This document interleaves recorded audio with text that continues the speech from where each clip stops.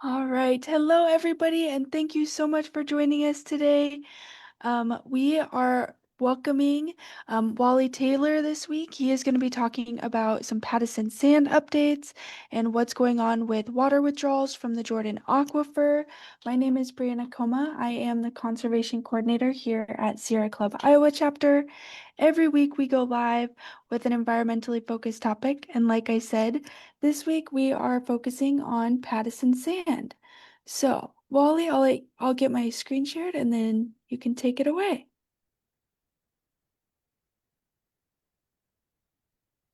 All right. All There we you. go. Okay. Um, yeah, this is about water withdrawal from the Jordan Aquifer by the Pattison Sand Company. So let's go to the first slide. The next slide. There we go. Pattison Sand Company. Nope. Let's back up. There we go. The Pattison Sand Company mines silica sand that's used for fracking for oil.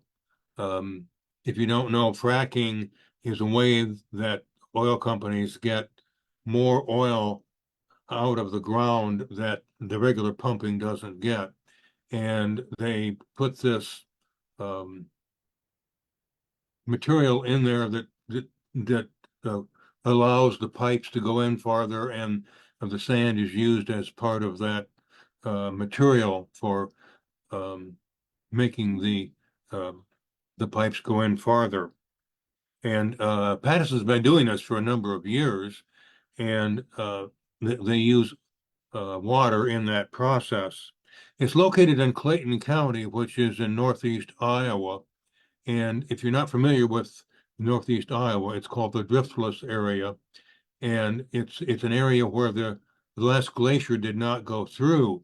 And so we have a lot of um, bedrock there.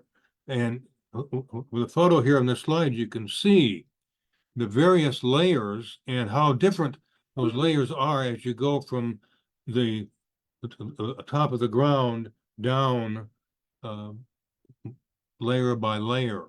And we'll talk about that a little more later, but you can, that's a really good visual of what we're talking about when we talk about the various layers of uh, the geology underneath the area in Clayton County. Let's go to the next slide. This is a sort of 30,000-foot view of where we're talking about.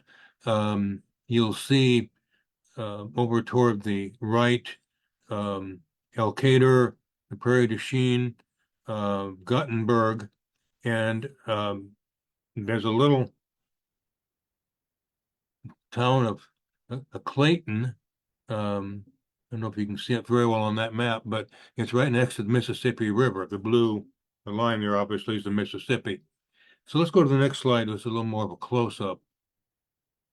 Um, you can see the town of Clayton there, the little circle. And then right below that, you see the letter CP.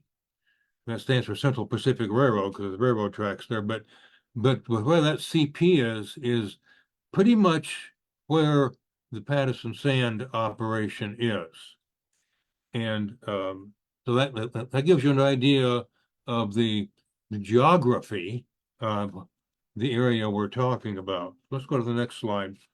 This shows the Pattison Sand operation from an aerial Google, Google Earth view. The gray area to the right, as you can see, is the Mississippi River. The light brown areas are all of the parts of the mining operation. Um, and that it takes up quite a large area.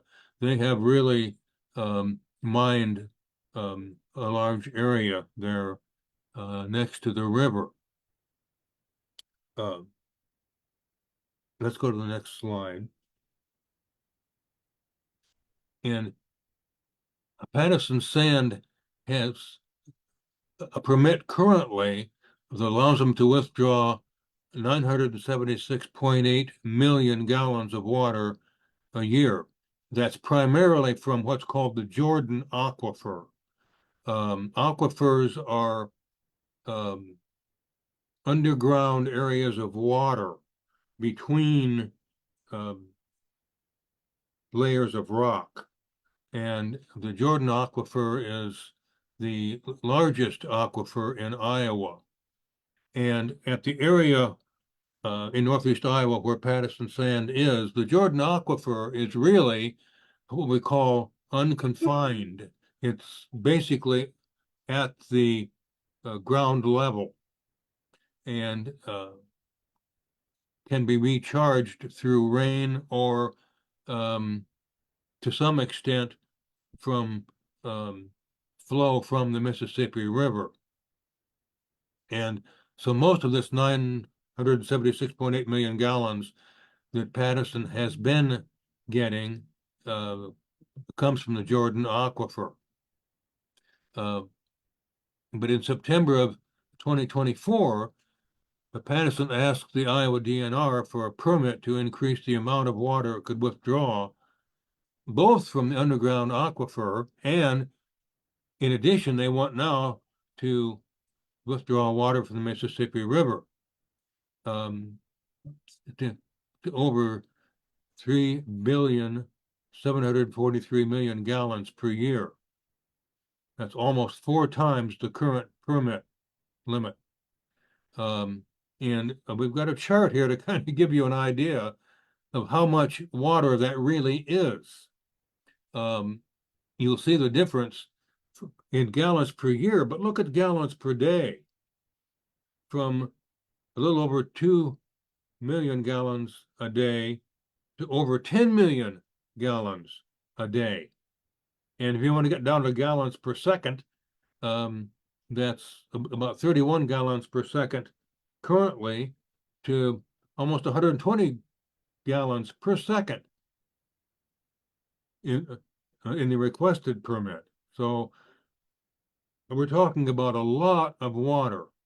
And the question is, can the Jordan Aquifer and the Mississippi River withstand that kind of a withdrawal without some adverse consequences? So let's go to the next slide.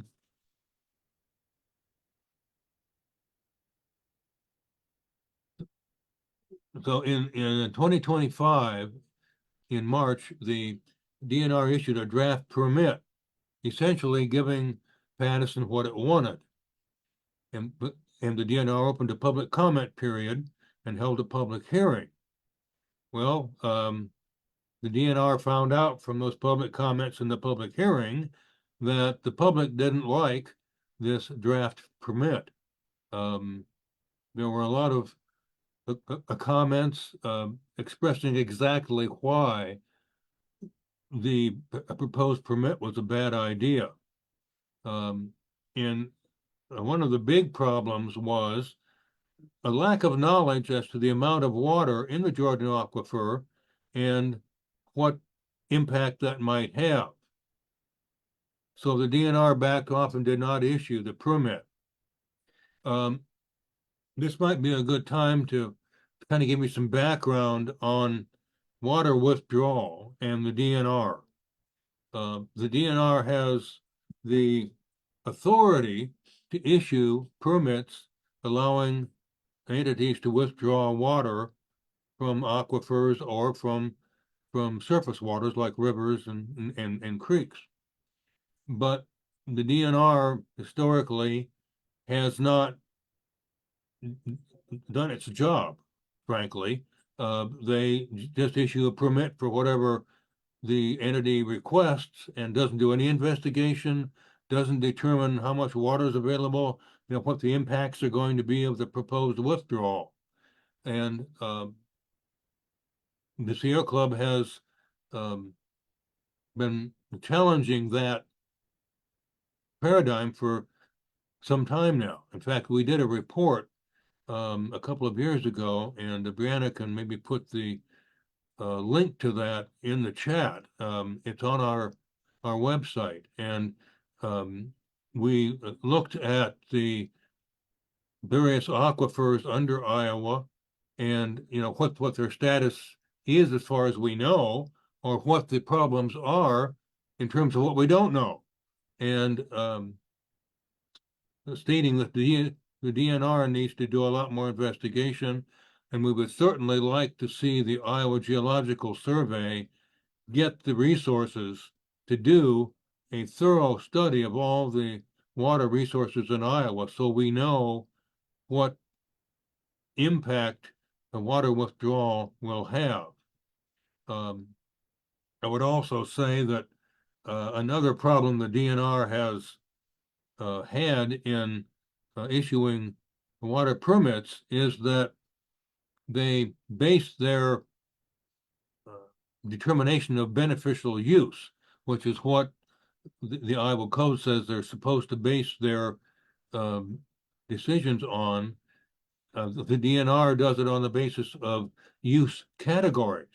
They have several categories like uh, CAFOs, large livestock confinements, um, quarries, uh, commercial industrial entities, irrigation, and so on.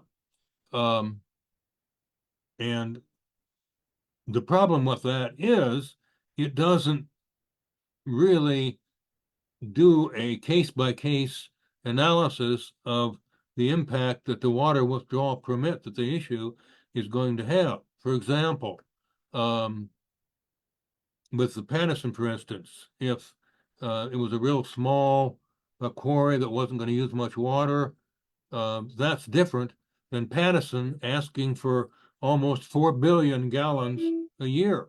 But according to the DNR, as long as it's a quarry, it's permitted.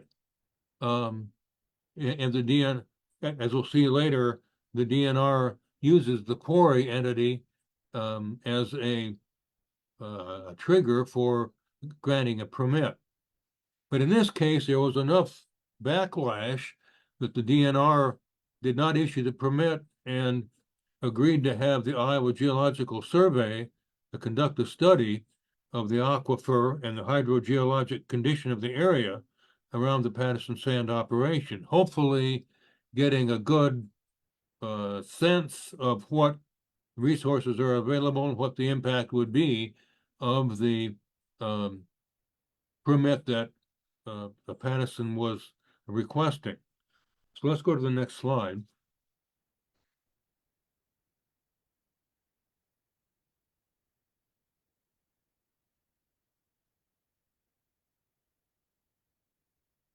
And so the Geological Survey did the investigation and completed that investigation and issued a report in February of 2026. The Geological Survey apparently felt that they didn't have the time and resources to do what we thought they were going to do, is really look at the geology, the hydrogeology, to determine what impact Pattison's permit would have. So instead, what the Geological Survey did was, they had a basic idea of what the hydrogeology was, but then they modeled 3 scenarios that might occur if Pattison were to receive the requested permit. And the scenarios depended on, how deep the well that Pattison's wells, perhaps several, that Pattison was going to drill, where it would hit, whether or not the Mississippi River would recharge the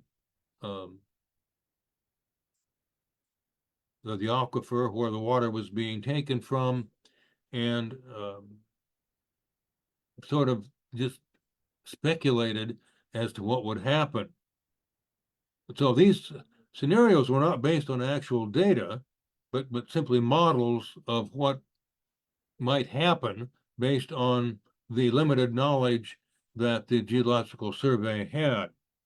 So let's go to the next slide. So based on those models, there was one model that seemed to be the most or the least impactful.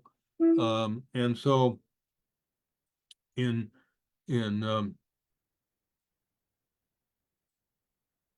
spring of this year, the DNR issued the draft permit, a new draft permit for Pattison.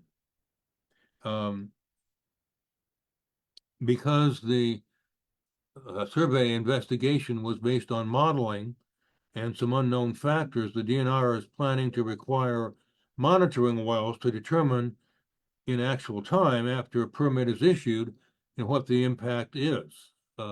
Whether there is a significant drawdown in the aquifer. And the DNR is also reducing the amount of water that Pattison can withdraw to 2.27 billion gallons per year. And the water can be withdrawn only from the Jordan Aquifer and not the Mississippi.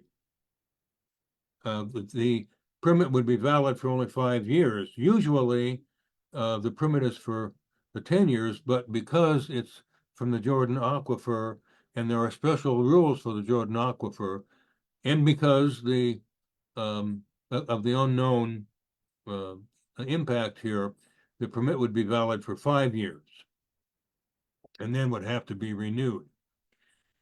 If the monitoring wells show that the geological survey models were incorrect, then the permit conditions may be modified. But that's up to the DNR, and it may be that they don't modify it at all. But we have to wait and see. The DNR says that quarries are a beneficial use, justifying a withdrawal permit. But as I said, quarries being a beneficial use is just a imaginary thing dreamed up by the DNR. It's not in Iowa code. It's not in any DNR regulations. And the sources that the DNR says makes the quarries a beneficial use don't really say that. They cite an Iowa code section that simply defines what a quarry is. But there's nothing in the Iowa code that says quarries are a beneficial use.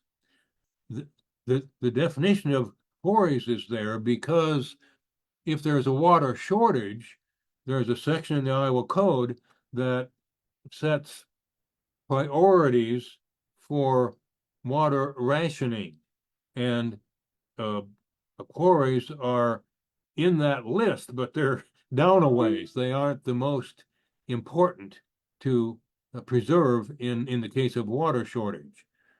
Then the DNR regulations don't say anything either about quarries. And in fact, beneficial use is defined as what is beneficial to the public and the general health and welfare of the public and the environment. So quarries don't come within the beneficial use category at all, except with this an imaginary list of beneficial uses cooked up by the DNR. There's nothing in the DNR information that we've gotten in support of this permit that explains or justifies why the limit of 2.27 billion gallons a year was arrived at. It appears that was a limit that Pattison agreed to with the DNR with no scientific or factual basis and no input from the public or even any input from the Geologic Survey. In fact, the Geological Survey at a public meeting we had about a month ago was very specific that they were not making any recommendations. They were just giving the DNR the information. So we have some real serious concerns about how that new limit was arrived at. So let's go to the next slide. And this this again is a comparison of the requested 2024 permit and the current draft permit. And you can see there's a lower limit, but it's still over 6 billion gallons a year, or I'm sorry, a day, and almost 72 gallons per second under the 2026 draft permit. There's still a lot of water, and we still don't know what the impact is. That's the really important point here. We don't know what the impact is. So let's go to the next slide. So right now, the DNR is taking public comments on this 2026 draft permit. They'll be taking comments until July 7th. You can send comments via email to Chad Fields at the Iowa DNR, and his email address is there on the slide. And when you submit public comments, make sure you specify log number 33,483. And you can say whatever you want. We suggest that certainly you should make a point that the permit does not justify the amount of the water withdrawal. Like I said, we don't know where that number came from. And that quarries are not automatically granted permits. And I would also add that we should really emphasize that we had hoped there would be a more definitive study from the Geological Survey. Admittedly, they don't have a lot of resources, and they were trying to do this, within a year, but it's more important to do it right than to give Pattison a permit quickly and perhaps put the aquifer at risk. So we would encourage you to submit public comments, even if it's just a very short summary comment on these points. Just make it clear to the DNR that people are still concerned. I think that's the important point for the public. There will be a number of us who are going to submit comments that are more detailed and more technical in nature. So this is only one